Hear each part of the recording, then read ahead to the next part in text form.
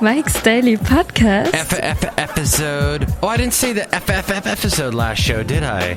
So you're all confused now. 1,255 today. That was 1,254 last show. Anyway. Cafe Anyway is where we are. My name is Mike Matthews, broadcasting from Cafe Anyway, located somewhere in Podcastro Valley, Mont. Today we hear from Madame Rootabega, Valentino, Bison Bentley. Mike's Daily Podcast. And we get to the segment, the FM Project, the Fascinating Material Project. Mike's Daily Podcast. I'll have some fascinating material for you, though it's not from cyber warfare. I think I have a lot of savoir-faire. I think you would agree when you listen to this show that my whole demeanor is something like a Rochambeau. Mike's Daily Podcast. Like you're being kicked in the... You know, that's sort of what that is, isn't it? It's an ancient Mike's Asian Daily exercise Podcast move to debilitate your foe. Rochambeau. I don't know. I was thinking about millennials and about how, like any generation, millennials fall victim to one thing, and I always have to tell them, and especially the ones that my roommates, because I don't want this issue, they like to pour bacon grease down the drain. I'm like, that's weird.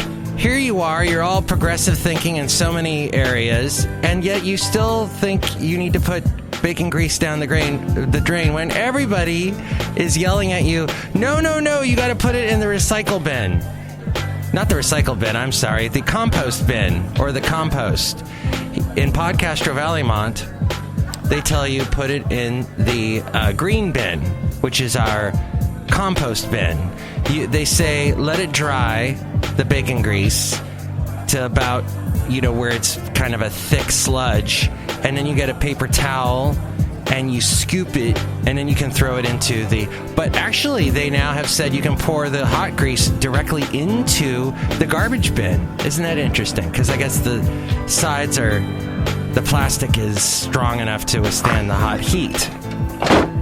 Well, that's what I read anyway. Look who just walked in to this wonderful place called Cafe Anyway. Hello, Michael Mash, it's Madame Rootabega. Why are we talking about bacon? Well, I haven't eaten it in a while. And the guy that I work with made bacon this morning in the microwave. Yes, he ate pig. And I am smelling bacon all up and down the hallways of Cafe Anyway, where we bring you Mike's Daily Podcast. Anyway. Somewhere in Podcastro Valley, Mont. Oh. There's a letter in your mailbox. Thank you, George. I got a text at 336-MM-DAILY. That's 336-MM-DAILY. You can text me or call me there. And I got a text from the Daily Haley. And Haley said, Mike, you know what you did? You mentioned gas prices are going up because of fracking, or I said something to that effect. I linked fracking to gas prices. And look who else just walked in. And Haley pointed out the fact that they don't actually get the gas for your car out of fracking. That's natural gas that they get out of fracking. Thank you. I'm glad we cleared that up. But look who you are now. Hello there, Mike. You're scary. It's Valentino, the banking attendant. And it's Bison Bentley. Do you know that? Mike, I don't give a frack. Yeah, that is pretty funny there. I should be a comedian. Mike, he's really funny. Do you know that? Ted Patty. Oh, yeah, you guys are trying to start a third party. Yeah, Ted Patty. Well, I'm not making fun of the way you talk. What? You're making fun of the way I talk? Do you know that? No. I listen to some radio here and there. I listen to a lot of internet radio now. And I still notice something that DJs do I don't like. And that's when they laugh at their own jokes. Hey, everybody, happy hump day today. Happy hump day. It's not funny. Why are you laughing? It's sort of like they're laughing at it to make it not so... Hey, I'm completely friendly. Enjoy my show. Don't stop listening. I just hate when jocks laugh at their own jokes. I don't do jokes, so I don't ever laugh. Adulting. Millennials, that's another thing. So, a millennial that I know... Oh, she's beautiful. Oh. I'm sorry, I can't get her out of my head. Anyway, she's a pretty millennial. And I could date her and everything, but... She's like late 20s. I don't know. That's still a little young for the mic. I gotta look around my own age zip code. That would be in the 40s. And yes, now a little bit of the younger 50s crowd. I'm looking at y'all. 'Cause you're hot. Okay, that got a little creepy. I wanna do a little thing with you. I wanna do a little thing with you. Adulting, anyway, is what I heard a millennial say. Oh. And here's today's podcast picture. Hey, it's a millennial that I know and have known for a long time. I can't even understand how she's still a millennial because she seems to be a lot older than that. But anyway, she is Chely Shoehart, who just walked in just right now. Hello, this is Chely Shoehart, the chef supervisor. Oh my god, like, what's adulting? Yeah, somebody said hashtag adulting. My god, what's adulting? What's that? What's that? Adulting, okay, so somebody said, buying a new car with my dad today. Hashtag adulting. Buying a new car with my dad today. Hashtag adulting. Does that not scream you should not have posted that? Does that not scream? Ridiculous random posts. Don't read me the clown. The whole daughter getting a car from her dad, going shopping for a new car. No! That teaches them all the wrong things. That's where everything goes wrong. Because then they get a new car and they really have they're all entitled and they have no respect for it, so they drive it and zip zam, zoom zam, zip it out all over the place, and then they crash. And yeah, no, I know I'm being really pessimistic, sad, and downer, but it's true. Hey, here's the thing. Help your daughter buy a used car. Learn about used cars. Learn about how you can keep the car going. Learn about changing your own oil. I didn't learn about that till my, actually 40s, which I wish I should have learned a lot. I learned how to take it to a Jiffy Lube in my 20s, but I then learned how to change my own oil, and let me tell you what, it's not that hard depending on the car. My car, a Saturn Vue, already sits high above the ground, so I'm able to squeeze below it to get to the little thing, the knob that I unscrew in it. The oil gushes out. But I did once kind of hurt myself doing it. My head felt the cold, because I'm bald. Did I mention that? And my cold, bald head felt the cold concrete of my garage, which you should do it in the garage because it's level. And I felt the cold concrete and it like shocked me, and my head involuntarily reflexed the other direction and I smashed against the bottom of the car. Oh my gosh, I had a big gash on my head for a while. It made me look cool. But yeah, hashtag adulting. Here's the deal. Life is you're an adult when you really start to understand life.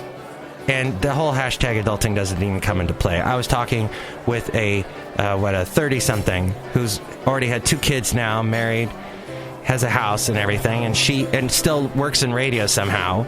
And she was saying that whole hashtag adulting just is ridiculous. So I'm done talking about adulting. I just want to get that off my chest.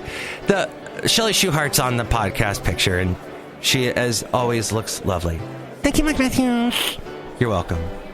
Hashtag redheads. Red Teds? Do you know a guy who's a redhead Ted? Then you're awesome, and you should be thankful you're alive. Now, somebody, and that's what life is all about, is being thankful you're alive and making the most of it. I don't know where this show is going. Turned it to a little pep talk, didn't it? You can do it! MIKEs-DAILY-PODCAST.com is where you can go to tell me what you think about all these topics we've hashtag adulting, etc., etc. The word etc. What do you think about it? Should it be etc. or etc.? What? I heard a learned teacher say etc. So now I am confused. I always was told etc. So whatever. Let me know what you think. You can, of course, text or call 336-MM-DAILY. Or you can email me, mikesdailypodcast@gmail.com. Or there are several places I am on social media that you can comment. And we read your comments on the section. Oh my God! Email for email. And you're calm and not so calm. Yeah, we zipped through that one that fast that time. So, please, feel free to do that. And you can find all those links at MIKES-DAILY-PODCAST.com. Also a link to the Amazon where you can help out this show. Click on the Amazon link, do whatever you were going to buy. And then you get that thing. And you do that thing with the Amazon. And if you do it through MIKES-DAILY-PODCAST.com, Grey Poupon, it helps us out. So there's also this wonderful thing called PayPal. You can help us out that way. You'll get a special greeting from all the Cafe Anyway characters, and you become a Mike's Daily Podcaster. Finally, there's the podcast pictures and past interviews that I did. All there at MIKES-DAILY-PODCAST.com. Check it out. Nobody goes to it anymore. According to my statistics, nobody goes to MIKES-DAILY-PODCAST.com. But that's all right. Life goes on. You're darn tootin'. Thank y'all. The Fascinating Material Project.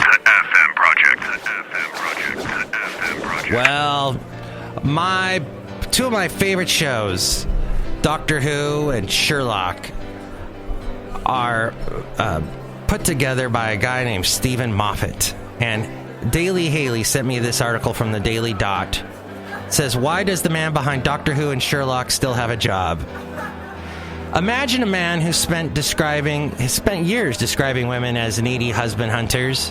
A man whose consumer base has grown increasingly upset with his refusal to listen to criticism, lack of diversity, and that time he made fun of a high-profile woman in his industry for criticizing the way he runs his department.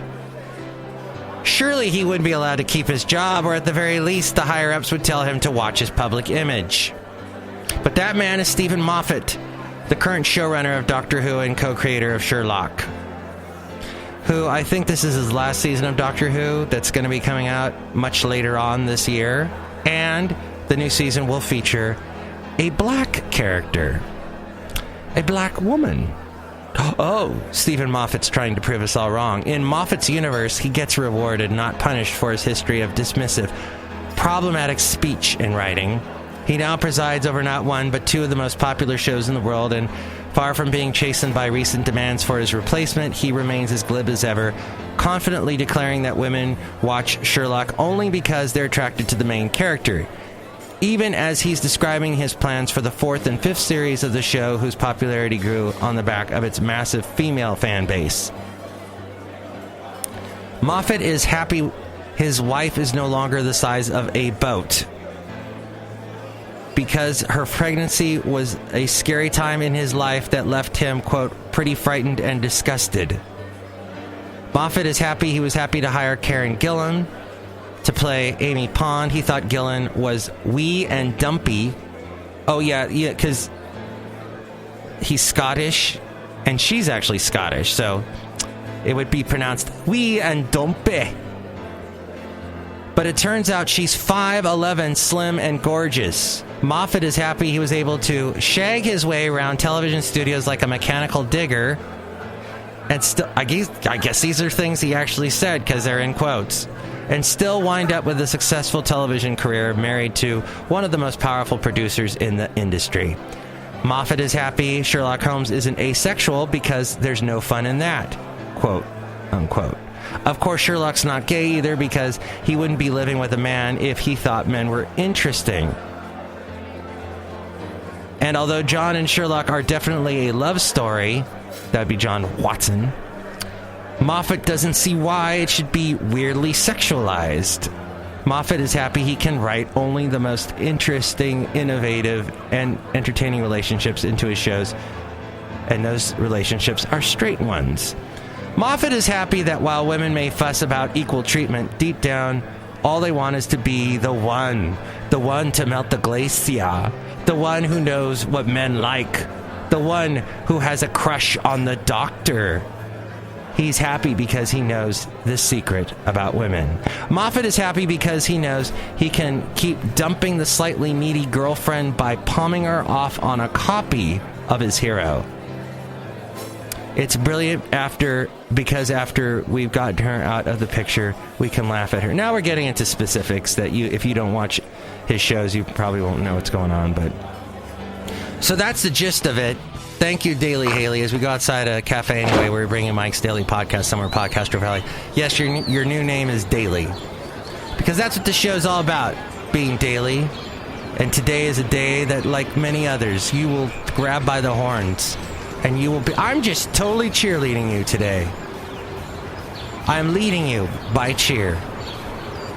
Cheering you on. It's going to be a day like no other.